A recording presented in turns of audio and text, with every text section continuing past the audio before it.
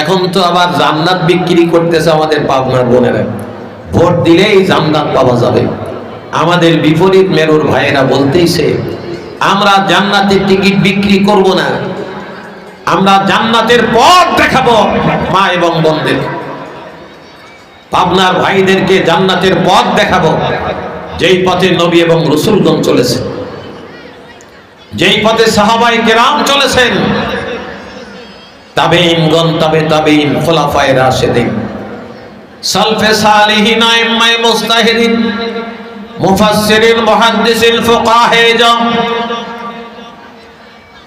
উলামায়ে কেরাম, বাংলাদেশে যাদেরকে ফাঁসি দিয়ে হত্যা করা হলো, ইসলামী নিজাম যাতে প্রতিষ্ঠিত হতে না পারে, বুদ্ধিজীবী আলেমদেরকে দুনিয়া থেকে সরিয়ে দেওয়া হলো, এই ভয়ে যে ইসলাম কায়েম হয়ে যেতে পারে বাংলাদেশে।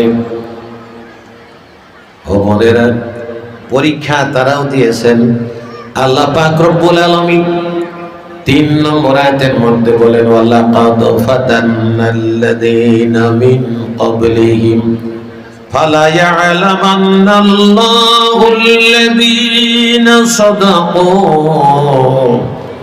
ওয়ালা ইয়ালামান্নাল কাযিবিন।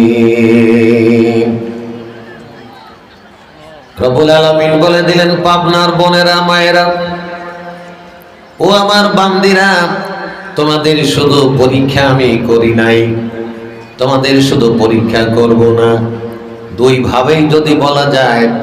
আল্লাহ বলেন, তোমাদের পূর্ববর্তী জাতিদেরকেও আমি পরীক্ষা করেছি, বিনা পরীক্ষায় ছেড়ে দেই নাই।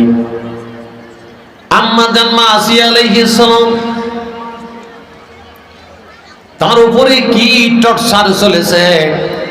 পৃথিবীর সর্বকালের সর্বশ্রেষ্ঠ জালেম শাসক, যিনি নিজেকে রব বলে দাবি করেছিল, আনা রব্বুকুমুল আ'লা।